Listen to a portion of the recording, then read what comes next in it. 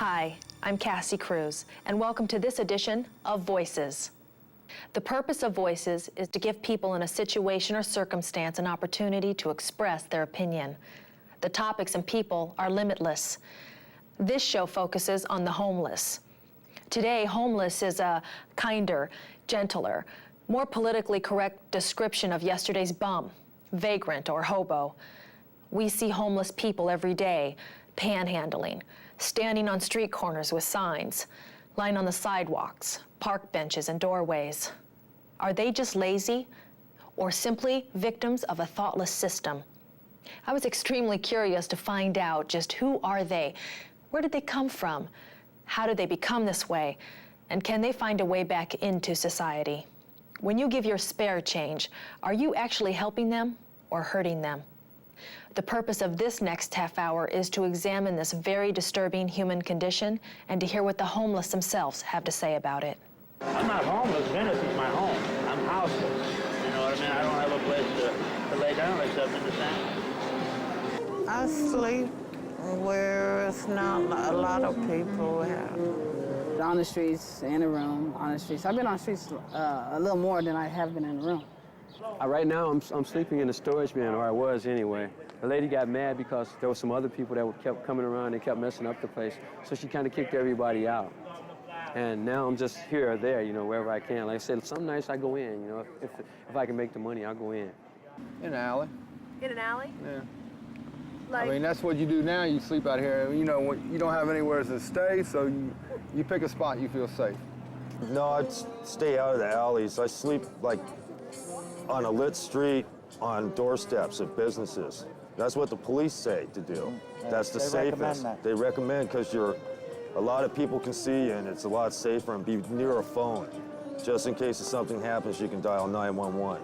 If they think it's better, I stay outside for a while, for my health maybe. Anywhere we can, any spot we can find. I might sleep up on the bridge one night. Next night I might sleep in the alley. But I try to sleep somewhere where I'm safe and I'm comfortable. What I really want is people to understand that, you know, we're not a bunch of thieves out here like they think we are. You know, they think we're nothing but thieves and lowlifes. You know, we're human beings too. You know, we got feelings too, and I don't like being put down because I don't have a home and I'd be told off. You know, get off my property, bum, be cussed at and everything else. You know, I'm a human being, just like they are. I'm no different from them. You know, I bleed the same color. You know, and I don't understand their attitudes. You know, I think they're in worse shape than I am. We're not bad people. We're trying to be good people. We're sick people trying to get well. Some of them are rude, some are polite. Most of them are not rude intentionally. And I don't disrespect anybody, you know, but I don't want to see somebody walk by and go, ooh, a homeless person, you know. And come on, they grab their child's hand. Come on, get away from them, you know. You know, it's like a disease. It hurts you, man. It hurts you. It hurts me. You know, when your stomach is empty and it's hurting, you're gonna do anything you can to eat. And like I say, God bless the missions. LA Mission is right down the street there on 3rd and 6th. And we got the Midnight Mission over here on, what is this, LA Street. Most of the people right now are in garbage cans and in dumpsters and stuff like that, because what they've done is cut down the assistance for the people to get food and stuff. Everybody used to go to like 2 or 3 places. Now you have to register to go eat, and they're only taking 50 people a day. There's 5,000 homeless here in this city alone, city of Santa Monica. What do you do with the other 4,500? The people that look down on us, if they were ever get in this predicament, they'll know. And it's not an easy predicament to be in. None. You know, anytime you're not guaranteed that you're going to be here tomorrow. You're either going to be in jail tomorrow. You know, physical abuse, mental abuse all the time. You know, you dehydrate out here in the sun because there's nowhere really to just kick it and get out of it. It's rough. And it's nothing, you know, nothing can be done about it until you get some kind of work and get off the streets. While you're on the streets, it's tough, believe me. It's trying to keep from living this way.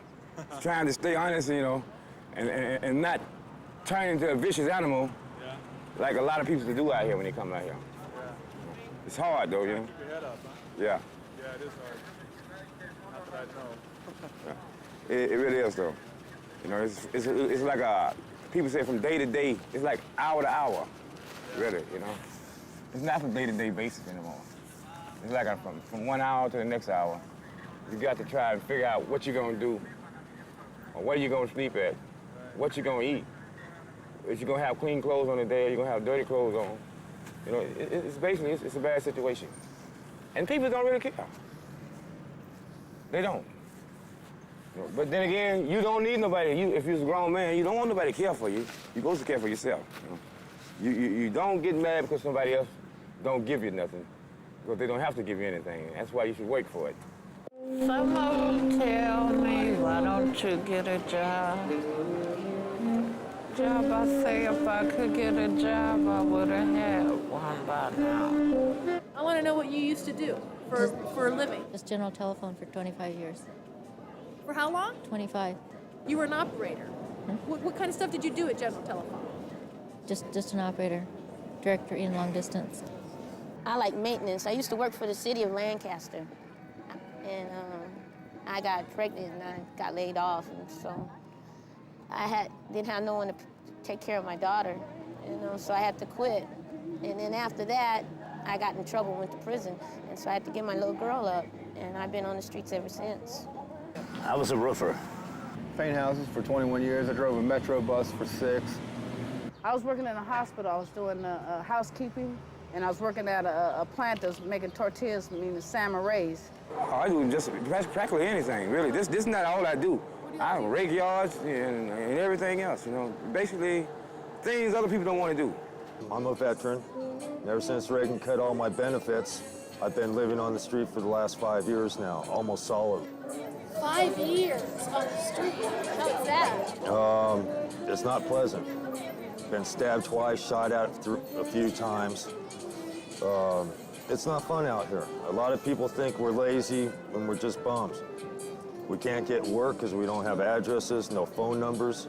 Can't hire you. You're not responsible. You don't even have a place to live. You ask somebody for a quarter, you know they say to you, get a job. Get a job. And I say, well, give me one. Give me a job. That's what we do, is we provide people resources to work. If you need a phone, we have that. If you need bus fare, we give you that. If you need clothing, we give you that. If you need resume, we give you that. If you need haircuts, we give you that. Any excuse that you can come up with for not working, we can solve that if it's a resource. You know, I'm just getting a door slammed in my face. You know, I go to agencies for help, and just because I'm white, I'm the last on the list. But this is not a giveaway program. It's very much of an exchange. You have to commit. You have to be willing. You have to be motivated. You have to want to work. And then we will give you the resources. We will teach you how to find a job. We will provide those things that are necessary to get a job. That doesn't say we'll get you a job, but we will show you how to get a job. Yeah, just walk around and panhandle and somehow sort to get you something. And it's hard to get anything from anybody, you know. What do you do? What do you do? Do you ask people for money? For something to eat. What do people say to you? What do they Most of them saying no. And then get a job, you know, like if I could, I would. I wish I could get a job. Let's talk about that a little bit. What's going on with that? Well, see, I done been to the penitentiary myself, and it's kind of hard for ex-cons to get jobs. And that's how we end up. I lost everything I had by going to prison. I work for the state of California. I'm a parole agent. We estimate that the amount of homeless people that we have, the amount of homeless parolees, they're over 3,000 here in the city of Los Angeles alone. They don't want to be in Skid Row anymore, so they utilize our resources. They utilize, like I said, the literacy lab, you know, Jobs Plus, EDD. And they stick to it, and some of those individuals are employed and have their own residence now. The parents would do a better job in bringing up their children while they're still children, and teach them responsibilities, teach them to be responsible, and of course be a good example for their kids. I think we would have a different society. Once they are adults and reach a certain age, it's hard for them to change. I'm not saying that they won't change. We do have cases that they do change, and when that happens, believe me, I'm rejoicing because it's rare. It's rare. Basically, I tell them, don't give me nothing. I say, well, if they try to give me some chances, don't make no lazy man out of me. Let me clean your windshield for you. Let me do this for you, you know. Basically, that's my motto. Don't make a lazy man out of me. Just don't give it to me free. Because I'm a heck of a worker, and I'm dedicated to my work. If I get a chance, boy, I work. I'm a good worker. I like to work. And that's all I ever done all my life. If you could stand up and look a person in their eye and ask them, I'm quite sure you can work. And I don't mind working at all. Absolutely. I mean, I worked this morning. Supposedly I got a job, you know. He's gonna meet me here at 7-Eleven between 7 and 8 Monday morning, and then he said he's got a whole bunch of work, so I mean, you gotta play it by ear though. I mean, promises are promises, you know what I mean? Actions is what counts. All I want to do is I need a job. That's all I want, you know, and start all over again. Some kind of help. That's all I need. I feel all right being out on the street. How do you get your money? I told you I go around, ask, and give food. You can't take a bath anywhere, and most people won't even let you go into the restrooms unless you come to a park or something, you know. And that's how you use the bathroom. Because that goes to show again, because the homeless situation is so bad here. You put your name on the shower list, it takes you a whole day to get a shower. There aren't any places around town, around the malls. They don't have water even in the public facilities. The only place around here to take a shower in Venice is St. Joseph's Center. You go down one day, you sign a list. They got different times, right? You put your name on a certain time, and then the next day is when you take a shower. The LA Mission will let the women go in and use the bathrooms. You got sinks and stuff there. They got a women's center on the other side that you get up at about 6:30 in the morning, 7. They can go in there and shower and clean up, and they will give you a set of clothes and shoes and all that. So that's helpful. That's the LA Mission there. And the midnight, they pretty much deal with men's. We need places to stay. You know, when it rains down here, we have to duck under cover in somebody's doorway, and then, you know, they're gonna call the police. Hey, there's a vagrant in my doorway, you know, and a homeless person in my doorway. The last apartment I was in, the people were abusive with cocaine. I don't know. Smoke, I guess. And it was better to not be around that, huh? Yeah, for sure. Did that scare you? Well, slightly. For other people that were using it, it made me kind of ill, though. The fumes from it, I guess. But that's what keeping each other company, you know, and it's better than being by yourself because you can get killed. I used to sleep on Sunset in front of the church, and right next to me a man got stabbed, you know. Wow. You have to take that chance. How'd that make you feel? It scares you, you know, but have no choice. What did you do after that? There's nothing I could do. Did you move after that, or did you stay? No, I still had to sleep there in front of the church because there was a lot of other people, and I felt more comfortable with a lot of people than sleeping somewhere by myself. It does get chilly out here at night. I don't even have a jacket. Somebody stole my bag. But the way I look at it, hey, if they were cold, you know, they're welcome to that jacket and whatever clothes I had in there, and some music, you know. Maybe they can sing it and make a few bucks. You know, they're welcome to it. Sometimes I wish I could go to jail, you know, so I can get warm and go to sleep and get some food, you know. My grandfather, he always told me, he said, you know, whatever you do in life, you know, the main thing is always have a roof over the top of your head, and that's true. Somewhere you can call home, and this certainly is not home.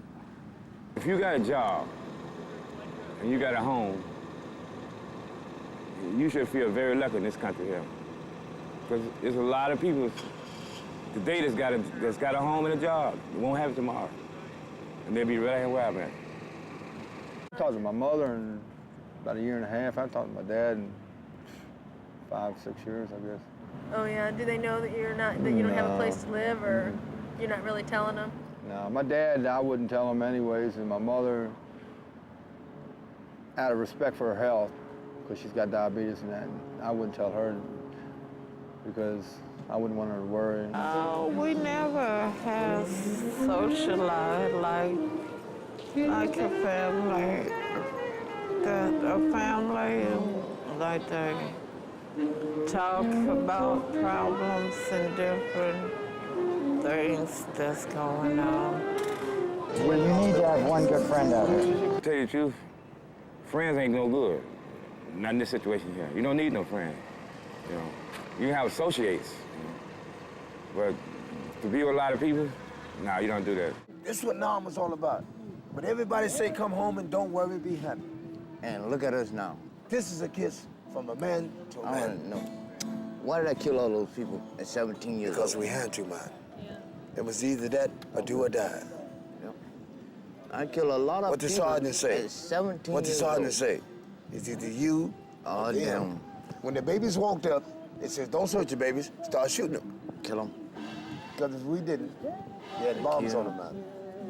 People in this country are not honest with each other. They are not. That's why this country no longer belongs to the United States peoples. You know, it no longer belongs to us no more. It's keeping me going, just praying about it and knowing that I'm going to get back to them and pull my family back together. Their father was a good provider, you know, and set an example. We have 5 boys, and look at the boys. Now that their father's gone, they just, you know, they're caught up into the world. And they're doing the things of the world and the gangs and stuff, you know, and too many kids are dying through that already. I think we're afraid to love each other. Don't know how. Some of us know how to love, and some of us are afraid of it. If I love you, I must want something from you. No, I just love you. You understand what I'm saying? So give the people a chance and not look at them because they're homeless as something less than human. Give them a chance to, you know, do something with themselves, because all those people did not come from being homeless. Most of those people came from good families and stuff like that. Something happened along the line that didn't click, and this is where they ended up at. Give them a chance to stand up. Everybody can't put themselves up by them bootstraps, so therefore they may need a little help. If you have to stand behind them and hold them up yourself, hold them up. Would you like a pair of shoes? Yeah, thank you. How does that make you feel? Yeah, that makes me feel all right. Yeah, we know some good, solid women on the street, and it's sad, I think, that women have to be on the street. Worse than the men. They're loners, real to themselves. They've been hurt some way, and they just don't like talking to anybody. You know. Many of them are like that. They're scared, I would imagine. Some are battered women, some have been raped, molested. These are serious cases. And as we were talking, I just seen 2 walk by separately. They won't even get near talking to people. They talk to no one. You know, these are terrible cases. How does that make you feel? Not good. They shouldn't be out here, and our government shouldn't let no woman be on the street. Start saving the money and using it for our country first. And then after you take care of the people here and get them adequate housing, jobs, because once you start adequate housing, you got jobs automatically. Give the people a chance to purchase. In other words, give them the rent with the option to buy. If a person can buy, they won't tear it up, they won't destroy it, because it's theirs, you know. They're buying this thing instead of just renting it out. If you rent, you still will never own it. Give these people a chance to do something with themselves. Let them build houses. There's carpenters, electricians, everything else out here, you know. I've even known doctors and physicians that are out here on the street and stuff like that. And give them a chance to do something, you know, instead of just saying, well, here, we'll feed you a drop in the bucket, or we'll give you the trickle-down effect, and then we'll see what happens there. Just going around, running around in a circle like a rat in a maze, and that's bad business.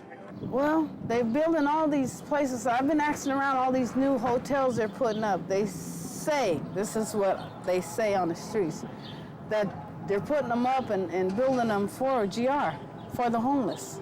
But I don't know for sure. But if it is, that is the perfect solution. You know, get them off the streets, put them in there.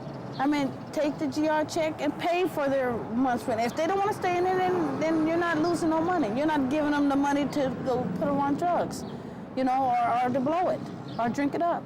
You know, you're paying their rent. It's for them to stay in there or not. You know what I'm saying? That way you're not losing no money, but you're actually giving them a home. But in my dreams,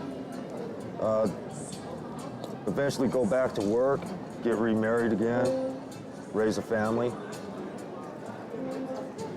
You know, I'm still young enough. No, I'm not going to give up. To be happy. What does that mean to you? What is it to be happy? What is it? To have a nice, well, laughter, friends, and do and be at ease about yourself. I hope everything goes well for everybody. Eventually the problem of Earth is resolved. I'm just hoping that the work starts to come. My dream is getting up out of here and getting me a house. Maybe going back home to my kids. Where's that at? Jacksonville, Florida. That's basically my dream. Anything else I can do without.